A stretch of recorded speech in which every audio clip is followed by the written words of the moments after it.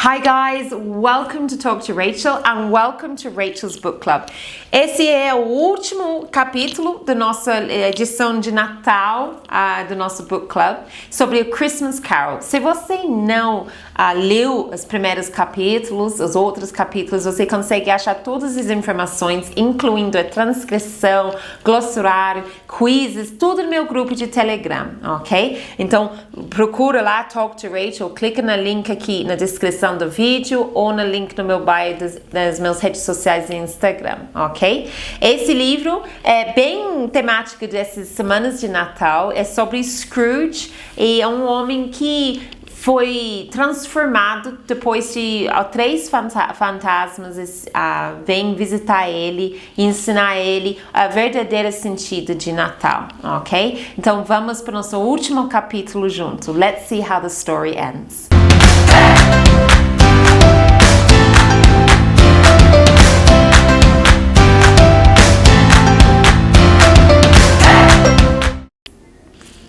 Chapter 5, the end of the story. Yes, and the bedpost was his own. The bed was his own. The room was his own. Best and happiest of all, the future was his own, to change his life in. I will remember the past and think of the future. I will remember the past and think of the future, repeated Scrooge as he jumped out of bed. God bless you, Jacob Marley, and God bless Christmas. In his excitement, he found it difficult to speak. His face was still wet from crying. Here are my bed curtains, he cried delightedly. They aren't stolen, and I am alive. Those were only shadows of things that may be. The future will be different. I know it will. All this time, his hands were busy, hurriedly putting on his clothes. He put his left foot in his right shoe, couldn't find the buttons on his shirt, and forgot to brush his hair.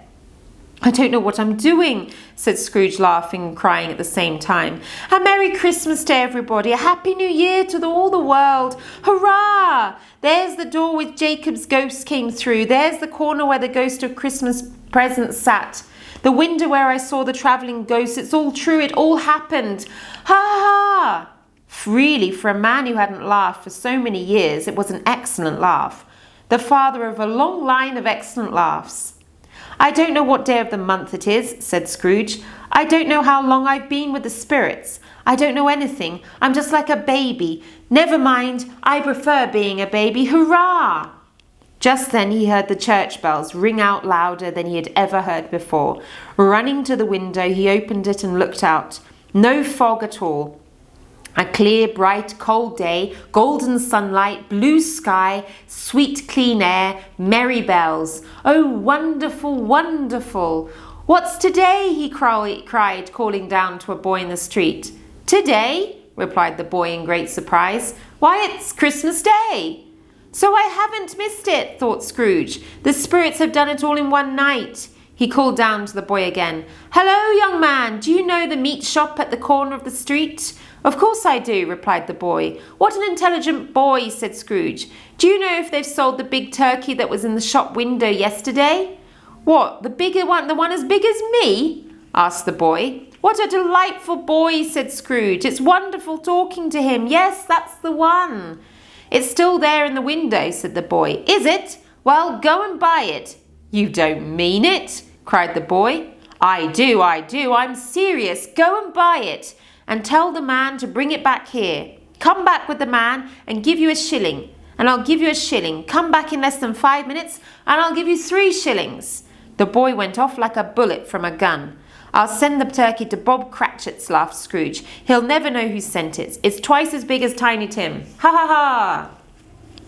He went on laughing as he wrote Bob's address, gave it to the man with the turkey and paid for a taxi because the turkey was much too heavy to carry all the way to Camden Town. Now he finished dressing and went out into the streets wearing his best clothes. The town was full of happy, busy people, and Scrooge smiled at all of them. 3 or 4 men said cheerfully to him, Good morning, sir, and a Merry Christmas to you. Scrooge thought that these were the best sounds that he'd ever heard. As he was walking, he suddenly noticed one of the comfortable-looking gentlemen who had come to his office to ask for money for the poor. Scrooge went straight up to him, took the old gentleman by both hands and said, My dear sir, how are you? A Merry Christmas to you, sir. Mr. Scrooge, asked the gentleman, surprised. Yes, that's my name. I'm very sorry for what I said to you when you visited me yesterday. Will you please? And he spoke very quietly in the gentleman's ear. Good heavens, cried the gentleman. My dear Mr. Scrooge, are you serious? I am. Not a shilling less. I must tell you I haven't given anything to anyone for years. My dear sir, said the gentleman, shaking his hands with him, I don't know how to thank you for— Don't say anything, please, replied Scrooge. Will you come and see me tomorrow about it? I will, cried the old gentleman happily. Thank you, and God bless you, said Scrooge. He went to church and watched the people and gave children money for sweets and discovered that he had never been so happy in his life. In the afternoon, he went to his nephew's house. He passed the door several times before he was brave enough to knock. But at last he did, and was taken into the sitting room, where Fred and his pretty wife were waiting for their friends to arrive for dinner. Fred, said Scrooge, it's your Uncle Scrooge. I've come to dinner. Will you let me stay, Fred? Let him stay. Fred almost shook his uncle's arm off. Scrooge felt at home in 5 minutes. Nothing could be merrier, and what a wonderful dinner they had. Wonderful party, wonderful games, and wonderful happiness. But he was early at the office next morning. Oh, he was there early. He wanted to catch Bob Cratchit arriving late, and he did. The clock struck 9. No Bob. 1:15. No Bob. He was 18.5 minutes late when he finally hurried in. Scrooge was sitting with his office door open. Hello, said Scrooge in an old, hard voice. What do you mean by coming here so late? I'm very sorry, sir, said Bob. I am late. It's only once a year. We were rather merry yesterday, sir. Now I'll tell you what, my friend. I'm not going to have this any longer. And so he continued, jumping off his chair and shaking Bob's hand.